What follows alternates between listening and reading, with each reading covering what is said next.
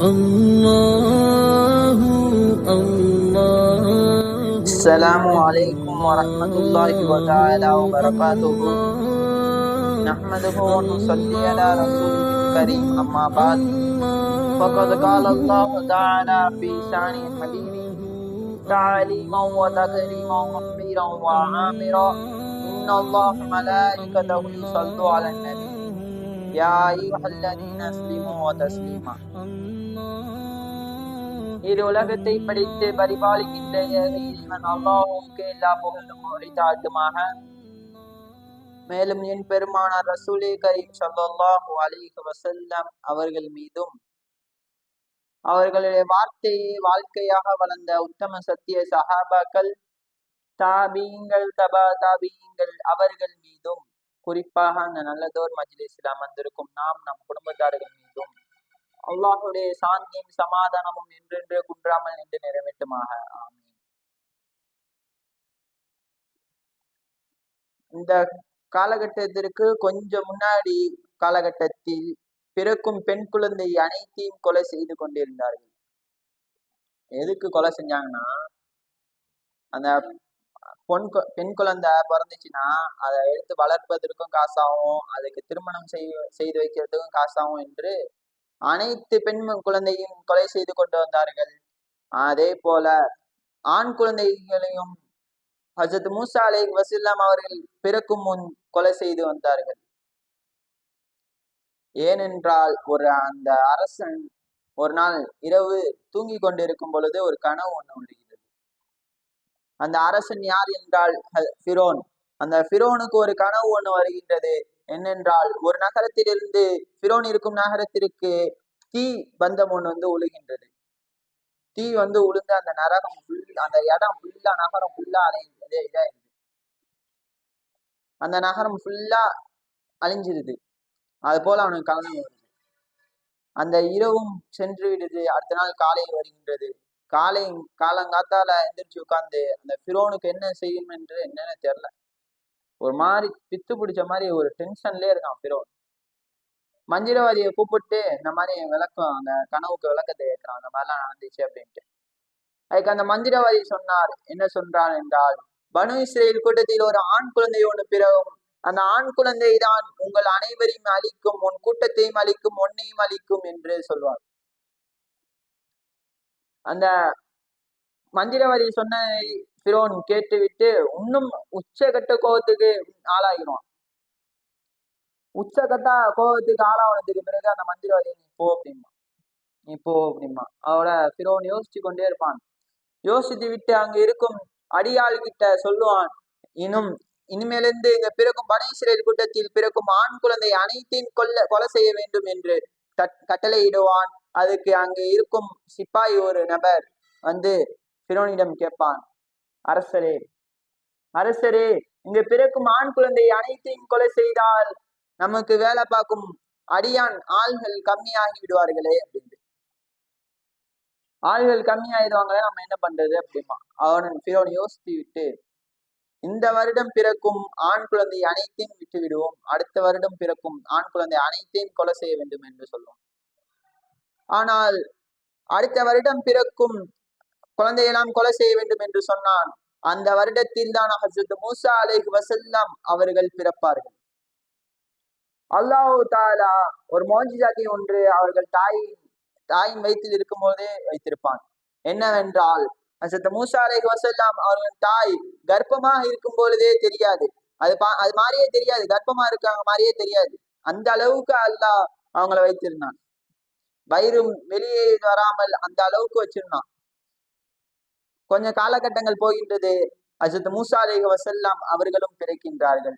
பிறந்ததுக்கு பிறகு அந்த ஹஜ்ரத் மூசா அலைஹிஸ்ஸலாம் தாயார் என்ன செய்தார் என்றால், ஒரு நெயில் நரி ஒண்ணு ஓடுகின்றது. அந்த நெயில் நரியை பார்த்துட்டு ஒரு கூடை ஒண்ணு எடுத்து அதுல ஹஜ்ரத் மூசா அலைஹிஸ்ஸலாம வச்சிட்டாங்க. அந்த நாட்டுல இருந்தா கொண்டுடுறாங்கன்ட்டு அந்த மூசா அலைஹிஸ்ஸலாம் அப்படியே போகட்டும் அப்படிங்கிற மாதிரி வச்சிருந்தாங்க.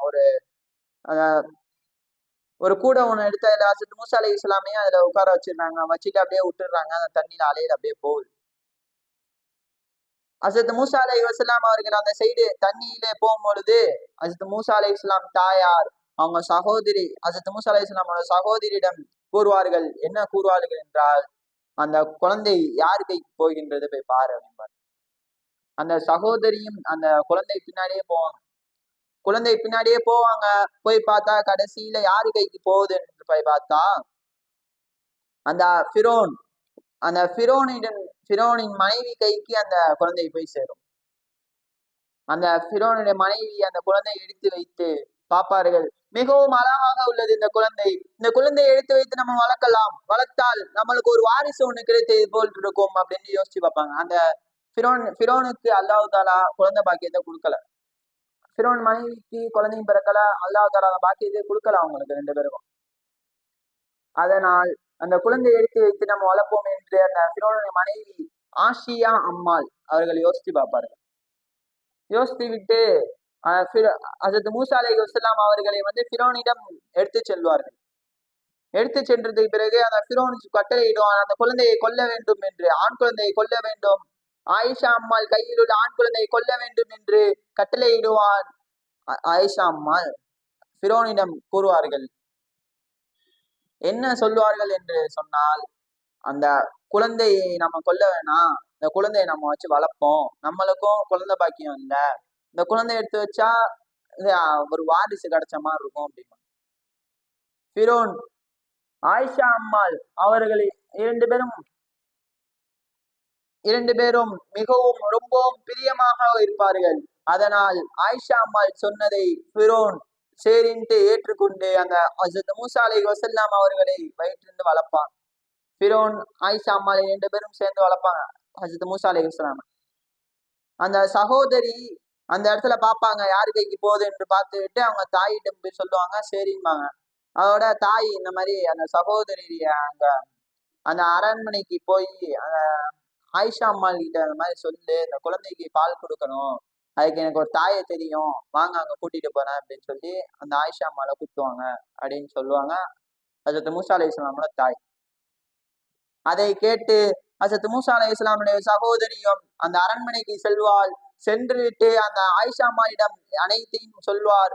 அந்த மாதிரி குழந்தைக்கு பால் கொடுக்கணும், எனக்கு கொடுக்கணுமே, நீங்க என்ன பண்ண போறீங்க அப்படின்னு கேட்கும்போது ஆயிஷா அம்மாள் தெரியல, அதான் நானும் யோசிச்சு கொண்டு இருக்கேன் அப்படின்னா, எனக்கு ஒரு பால் கொடுக்கும் தாயை தெரியும், அந்த தாயிடம் இந்த குழந்தையை கொடுத்தால் பால் கொடுத்து விட்டு திரும்பியும் உங்கள் கையிலே அந்த குழந்தையை தந்துட்டு விடுவார் அப்படின்னு என்று அந்த சகோதரி சொல்வார். சரி வாங்க போவோம் அப்படின்னு சொல்லி அந்த ஆயிஷா அம்மாலும் அந்த குழந்தைய அந்த சகோதரியை கூப்பிட்டுக்கிட்டு ஹஜ்ரத் மூசா அலைஹிஸ்ஸலாம் அவங்க தாயிடமே ஹஜ்ரத் மூசா அலைஹிஸ்ஸலாம் வந்துருவாங்க. பால் குடிச்சுட்டு திருப்பி ஆயிஷா அம்மாள் கைக்கு ஹஜ்ரத் மூசா அலைஹிஸ்ஸலாம் போயிடுவாங்க. போய் கொஞ்ச நாள் போகின்றது. ஹஜ்ரத் மூசா அலைஹிஸ்ஸலாம் அவர்கள் வாலிப பருவத்தை அடைந்து விட்டார்கள். கொஞ்சம் விவரம் தெரிந்த வயது வந்துவிட்டது. கொஞ்சம் விவரம் தெரிந்த வயது வந்ததுக்கு பிறகு அந்த அரண்மனையை விட்டு வெளியே வராங்க, அந்த ஊரை சுத்தி பார்க்கலான்ட்டு. அப்போது 2 கோத்திரத்தை சொன்னான். ஒன்னு ஃபிரோனுடைய அடியானும், ஒன்னொன்னு பனு இஸ்ரேல் அல்லாஹ்வுடைய அடியானும் 2 பேரும் சண்டை போட்டு கொண்டிருக்கின்றார்கள் அந்த இடத்துல. ஹஜ்ரத் மூசா அலைஹிஸ்ஸலாம் பார்த்து விட்டு ஃபிரோனின் அடியானை ஒருத்தனை அடிக்கிறாங்க. நெஞ்சிலே ஒரு குத்து தான் விட்டாங்க. அந்த இடத்துல அவன் கீழே வந்துட்டான். கீழே வந்து இறந்தே போயிட்டான். ஆனா ஹஜ்ரத் மூசா அலைஹிஸ்ஸலாம் அந்த இடத்துல சொல்லுவாங்க, நான் வேணுக்குண்டு பண்ணல, சண்டையை தடுத்து விடணும் தான் நான் இது பண்ணேன், ஆனா அவர் இறந்துட்டாரு, அதை பத்தி எனக்கு தெரியல அப்படிமா. அந்த இடத்துல உள்ளவங்க அப்படியே ஆச்சரியமா பார்ப்பாங்க, யார் இந்த மனிதர் ஒரு அடி அடிச்சதுக்கே இறந்துட்டான் அப்படிங்கிற மாதிரி. சரின்ட்டு அரண்மனைக்கு அந்த ஹஜ்ரத் மூசா அலைஹிஸ்ஸலாம் வந்துடுறாங்க. அரண்மனைக்கே வந்துடுறாங்க. அரண்மனைக்கு வந்துட்டு கொஞ்சம் ஒரு இரவு போயிட்டு அடுத்த பகல் வருது. காலையில எந்திரிச்சு வராங்க. அதே போல சண்டை போட்டு இருக்காங்க 2 பேரும். வேற ஆளு அதே மாதிரி பனு இஸ்ரேல்ல ஒரு ஆளு, ஃபிரோனின் கூட்டத்தில் ஒரு ஆளு. 2 பேரும் சண்டை போட்டு இருக்குமா ஹஜ்ரத் மூசா அலைஹிஸ்ஸலாம் வேகமா அந்த இடத்துக்கு போறாங்க. சண்டையை தடுத்துலாம் தான் போறாங்க. அதே மாதிரி ஃபிரோன் கூட்டத்திலாம் கொஞ்சம் உஷாராயிட்டு சொல்றான், நீ ஃபிரோனையும் அழிக்க வந்தவன், ஃபிரோன் கூட்டத்தையும் அழிக்க வந்தவன் தான் நீ, அந்த மனிதன் நீ தான் அப்படின்ட்டு.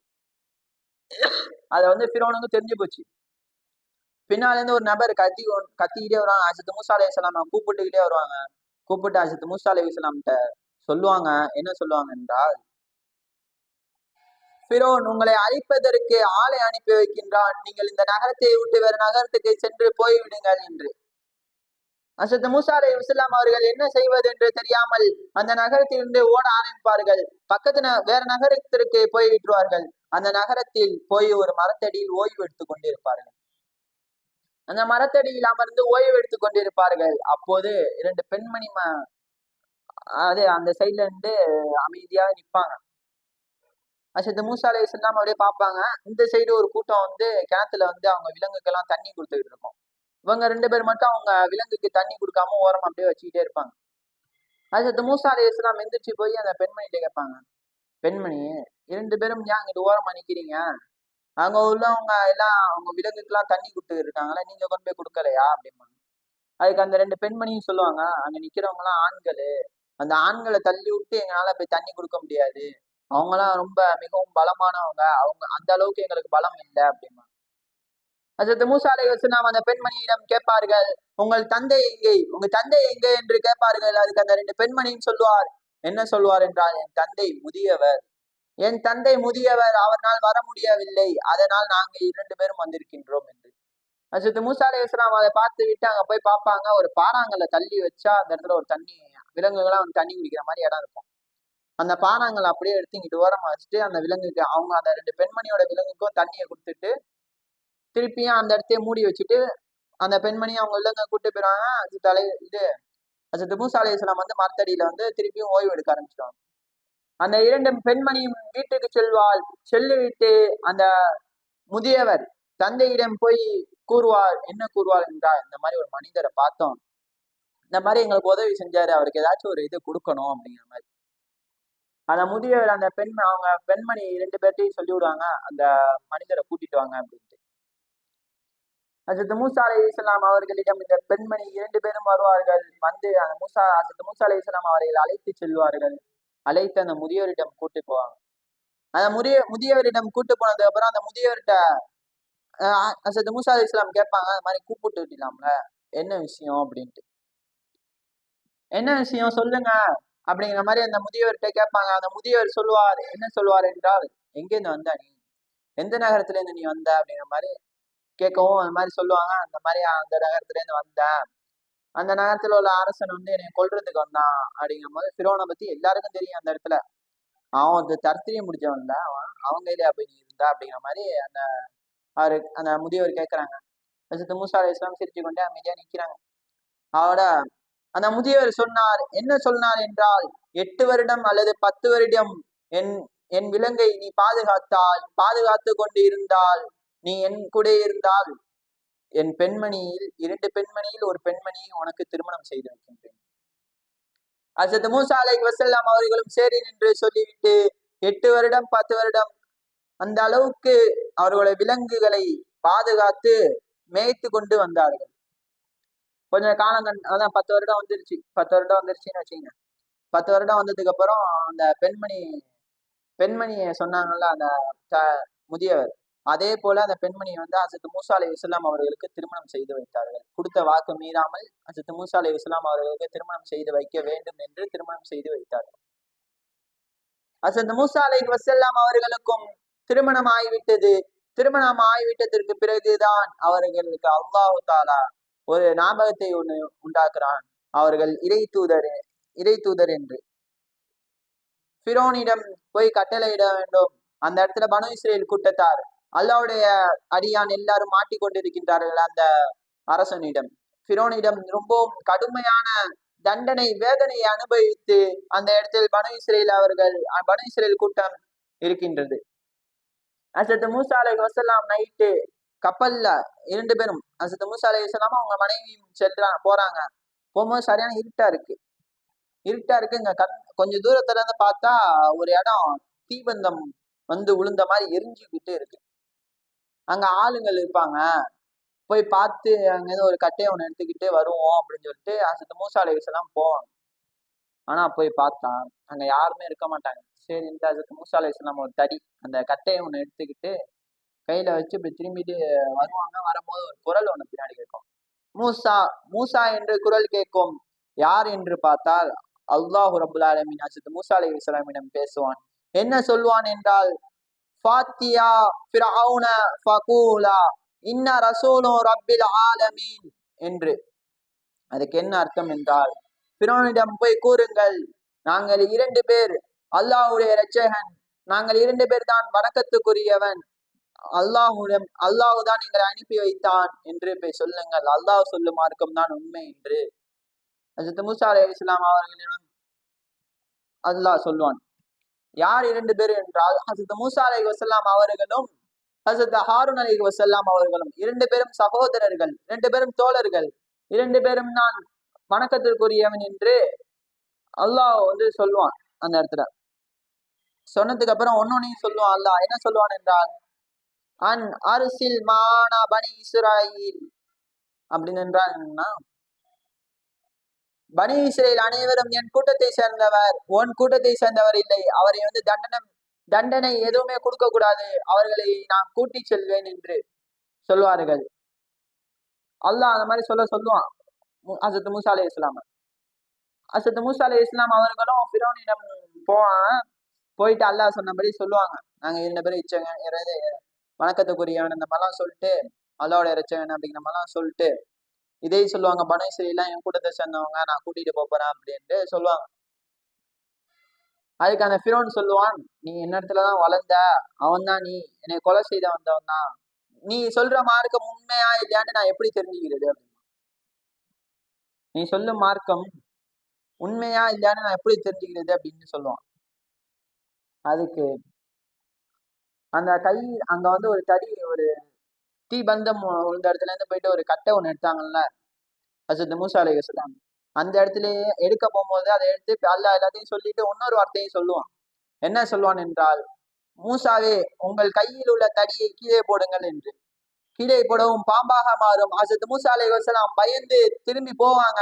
அல்லாஹ் சொல்லுவான், மூசா பயப்படாதே, பயப்படாதே, அந்த பாம்பை கையில் எடு அப்படின்பா அல்லாஹ். ஹஜ்ரத் மூசா அலைஹிஸ்ஸலாம் அவர்களும் பாம்பை கையில் எடுப்பார்கள், அந்த வெறும் தடியாக மாறிவிடும். இன்னொன்னையும் சொல்வார்கள், என்னவென்று சொல்வான் அல்லாஹ், அந்த கை சட்டை பாக்கெட்டில் விட்டு வெளியே எடு அப்படின்பான். ஹஜ்ரத் மூசா அலைஹிஸ்ஸலாம் சரின்ட்டு சட்டை பாக்கெட்ல கையை விட்டுட்டு எடுப்பாங்க. அப்படியே கையில நல்லா பளிச்சுன்னு வெள்ளி ஆயிரும், அல்லாவுடைய நூறு கையில கொண்ட மாதிரி. அதுக்கப்புறம் திருப்பியும் அந்த சட்டை பாக்கெட்ட கையை உள்ளரக்க விட்டு எடு அப்படிம்பாங்க.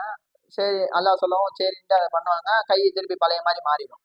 அல்லாஹ் சொல்வான், அவனிடம் இது 2த்தையும் போய் பண்ணு, இந்த மாதிரி செஞ்சு காட்டு. அவன் ஏதாச்சும் ஒரு கேள்வி கேட்டானா, அல்லாவுடைய தூதர் அப்படின்னு நீ சொல்லி எல்லாத்தையும் செஞ்சு காட்டு அப்படிமா அல்லாஹ்.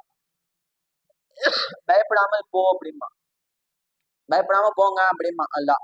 சரின்ட்டு இவங்களும் கப்பல்ல ஏறி அங்க வந்துடுவாங்க. ஃபிரௌனிடம் வந்துட்டு அந்த அல்லாஹ் சொன்ன குர்ஆன் ஆயத்து அந்த 2, ஒண்ணு 19வது ஜுஸ்ல என்ன சூறான்டா, சோரா என்னும் சூறாவுல 19வது ஜுஸ் சோரா என்னும் சூறாவுல அல்லாஹ் 16வது ஆயத்துல ஃபர்ஸ்ட் சொன்னான். என்ன சொன்னான்டா, 2 பேரும் இரட்சகன். அந்த இது 16வது ஆயத்து.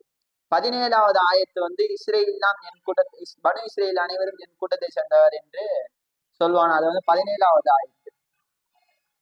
அதை அப்படியே சொல்லிடுவாங்க. அங்க சொல்லிட்டு இந்த மாதிரி அவன் சொல்லுவான், நீ உன் இரட்சகன் உண்மையானவனா இருந்தா நீ ஏதாச்சும் ஒரு இதை செஞ்சு காட்டு அப்படின்னா. அதோட அல்லாஹ் சொன்னபடியே அந்த தடியை கீழே போடுவாங்க, பாம்பாக மாறும். திருப்பி அந்த தடியை கையில எடுப்பாங்க, பாம்பு மறைஞ்சிடும், தடியாக மாறிடும் திரும்பி. அவ்வளோ ஒரு கையை சட்டை பாக்கெட்டில் விட்டு எடுப்பாங்க, கை நல்லா வெளிச்சமாயிரும், திருப்பி சட்டை பாக்கெட்ல இருந்து எடுப்பாங்க, நார்மலாயிடும். அவ்வளோ அந்த ஃபிரௌன் சொல்லுவான். ஃபிரௌன் என்ன சொல்லுவான் என்றால், நீ ஒரு மந்திரவாதி, நானும் என் மந்திரவாதியை கூப்பிடுறேன் என்று சொல்லிவிட்டு அங்க ஒரு 3 மந்திரவாதியை கூப்பிட்டு நிக்க வைக்கிறான். 2 பேருக்கும் போட்டி. ஹஜ்ரத் மூசா அலைஹிஸ்ஸலாம் அவர்களுக்கும் எதிரில் உள்ள மந்திரவாதிக்கும், அந்த மந்திரவாதி அனைவருக்கும் கையில உள்ள அந்த தடியை கீழே போட்டால் பாம்பாக மாறுது. ஹஜ்ரத் மூசா அலைஹிஸ்ஸலாம் அவர்களும் அவர் கையில் உள்ள தடியை கீழே போடுறார்கள். அந்த ஹஜ்ரத் மூசா அலைஹிஸ்ஸலாம் போட்டாங்கல்ல தடி, அந்த பாம்பு மலைப்பாம்பு போல நல்லா பெரியதாக இருந்துச்சு. அந்த 3 பாம்பை ஒரு அட்டத்துல சாப்பிட்டுருச்சு. சாப்பிட்டோன்னே அந்த ஹஜ்ரத் மூசா அலைஹிஸ்ஸலாம் அந்த பாம்பை திருப்பி கையில எடுத்துட்டாங்க, தடியா மாறிடுச்சு. எதிரில் என்ன 3 மந்திரவாதியும் ஹஜ்ரத் மூசா அலைஹிஸ்ஸலாம் சொல்றாங்க, இது மந்திரம் இல்ல, இது உண்மைதான், இது அவங்க இறை தூதர் தான், அவங்க சொல்லும் மார்க்கத்தை நானும் ஏற்றுக்கொள்கிறேன் என்று அந்த இடத்துல இஸ்லாத்தை ஏற்றுப்பாங்க. அந்த 3 மந்திரவாதியும் ஏற்றுக்கிட்டதை பார்த்து ஃபிரௌனுக்கு கோபம் வந்துடும். மிகவும் கோபம் கொள்வான். நீங்க 3 பேரும் என்னை சேர்ந்தவர், நீங்க 3 பேரும் இஸ்லாத்தை ஏத்திருக்க கூடாது அப்படின்னு என்று கையையும் காலையும் எட்டுவான். ஆனால் அப்பையும் அந்த 3 பேரும் விடமாட்டார்கள். நான் இஸ்லாத்தை ஏற்றுக்கொண்டேன் என்றே சொல்வார்கள், உறுதியாக சொல்வார்கள். அதுடன் ஹசரத் மூசா அலைஹி வஸல்லம் அவர்களையும் பனு இஸ்ரேலை சேர்ந்தவர்களையும் விட்டு துரத்துவான் ஃபிரௌன். எந்த அளவுக்கு என்றால் கீழே உழுவும் அளவுக்கு விட்டு துரத்துவான். ஹசரத் மூசா அலைஹி வஸல்லம் அவர்கள் கூட்டத்தை, பனு இஸ்ரேல் கூட்டத்தை கூட்டு கொண்டு கடலை நோக்கி ஓடுவார்கள். கடலை நோக்கி ஓடினதுக்கு பிறகு அந்த கடலுக்கு முன்னாடி போய் நிற்பாங்க. அந்த கூட்டத்தில் உள்ளவங்கன்னா வந்து அவங்க ஹசரத் மூசா அலைஹிஸ்ஸலாமோட சகோதரர் சொல்லுவாங்க, என்ன சொல்லுவாங்கன்னா, இது எதிரில் வந்து கடல் இருக்கு, பின்னாடி வந்து ஃபிரௌன் வரான், இதுல விழுந்தாலும் நம்ம இறந்துருவோம், பின்னாடி வந்து ஃபிரௌன் அவனும் நம்மளை வந்து கடுமையா நம்மளை வந்து ஒரு தண்டனையை கொடுத்து நம்மளை அவனும் இறக்க வச்சிருவான் அப்படின்னு. அப்போது ஒரு அல்லாஹ் சொல்லுவான் குர்ஆன்ல, என்ன சொல்லுவான் என்றால், கால கல்லா இன்னமா இய ரப்பி சயஹ்தி என்று. அதை ஹசரத் மூசா அலைஹிஸ்ஸலாம் அவர்களுக்கு ஒரு வகையாக வரும். ஹசரத் மூசா அலைஹிஸ்ஸலாம் சொல்வார்கள், என்னுடன் என் ரப்பு இருக்கின்றான், நான் கவலைப்பட வேண்டியதில்லை, அல்லாஹ் தஆலா ஒரு வழியை அமைத்து வைப்பான் என்று. இதுவும் சுஆரா என்னும் அந்த சூறாவில் 62வது ஆயத்தாக அல்லாஹ் தஆலா சொல்வான். 62வது ஆயத்துல. அடுத்த ஆயத்து 63வது ஆயத்துல அல்லாஹ் சொல்வான், என்ன சொல்வான் என்றால், ஃபலவ் ஹைனா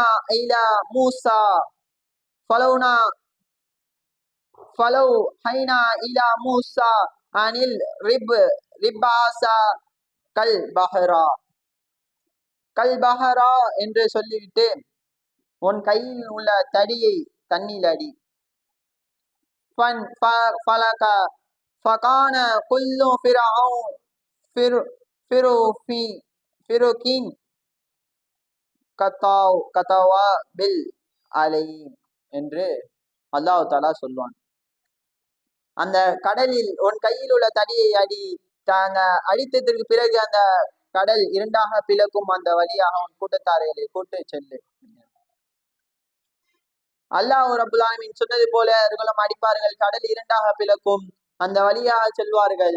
ஹசரத் மூசா அலைஹிஸ்ஸலாம் செல்வார்கள், அவர்கள் கூட்டத்தார்களும் செல்வார்கள், போயிடுவார்கள். அதே போல ஹசரத் மூசா அலைஹிஸ்ஸலாம் அல்லாஹ் சொன்னதை போல செய்வார்கள். அதே போல அவங்களும் அந்த மாதிரி போயிடுவாங்க. ஹசரத் மூசா அலைஹிஸ்ஸலாம் ரொம்பவும் பொறுமையாக இருந்தார்கள். பொறுமையாக இருந்தார்கள். அந்த இடத்தில் ஒரு கோபமாவல எதுவுமே ஆவல. அல்லாஹ் சொல்லுவான், எனக்கு வழி செய்வான், வழியை எனக்கு அல்லாஹ் தஆலா அமைத்து வைப்பான் என்று அவர்களும் பொறுமையாக இருந்தார்கள். அதே போலதான் நம்மளுக்கு ஒரு கஷ்டம் வந்தாலும், ஒரு துன்பம் வந்தாலும், எந்த ஒரு இடத்திலும் நம்ம கோபமாகாமல் அல்லாஹ்விடம் பிரார்த்தனை செய்து அல்லாஹ்விடம் துஆ செய்வோம். அல்லாஹ் தஆலா நம் துஆவையும் கபூல் செய்து கொள்வானாக. அல்ஹம்துலில்லாஹி ரப்பில் ஆலமீன். வாஹித் தவானா அல்ஹம்துலில்லாஹி ரப்பில் ஆலமீன். அஸ்ஸலாமு அலைக்கும் வரஹ்மத்துல்லாஹி தஆலா வபரகாத்துஹு.